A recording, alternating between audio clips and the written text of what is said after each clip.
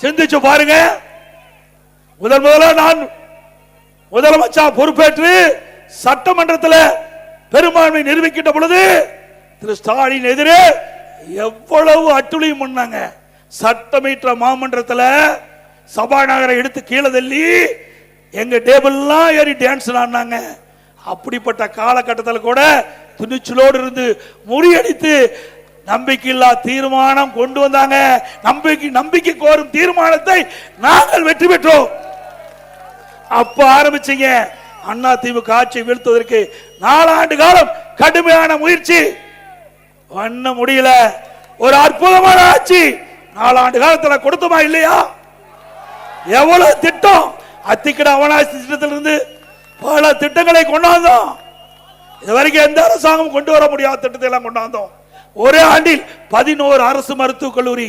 ஒரு வருஷத்துல இந்திய வரலாறுல எந்த மாநிலத்திலும் ஓராண்டில் 11 அரசு மருத்துவக் கல்லூரி கொண்டு வந்து சாதனை படைக்கல. அந்த சாதனை படைத்ததும் அண்ணா திமுக அரசு. அதே போல 7 சட்டக்கல்லூரி,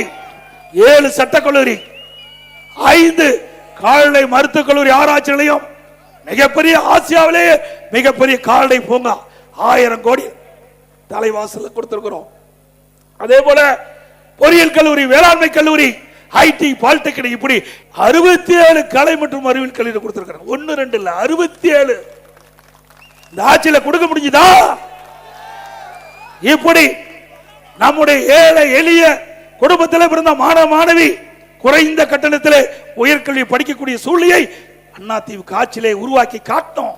இது சாதனை. இப்படி ஒரு சாதனையாவது திரு ஸ்டாலின் அரசால பேச முடியுமா? பேச முடியுங்களா? இத்தனையும் செய்துதான் உங்களை வாழ்ந்து நாங்கள் சந்திக்கிறோம். அது மட்டுமல்ல, அரசு பள்ளியை படிக்கின்ற மாணவர்கள் சுமார் தமிழகத்தில் 41% பேர் அரசு பள்ளியிலே படிக்கின்றார்கள்.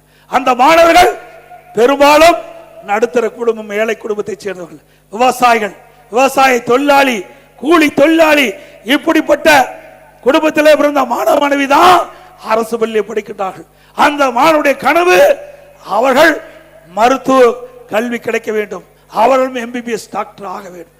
அதையும் நிறைவேற்றுவதற்காக அம்மாவுடைய அரசு 7.5% உள்ளிடஒதுக்கீடை கொண்டு வந்து சட்டம் இயற்றப்பட்டு அமுல்படுத்தப்பட்டு இந்த திட்டத்தின் மூலமாக சுமார் 3000 பேர் அரசு பள்ளியிலே படித்த மாணவ செல்வங்கள் இன்றைக்கு மருத்துவ கல்வி கிடைக்கக்கூடிய சூழ்நிலை நாங்கள் உருவாக்கி தந்தோம்.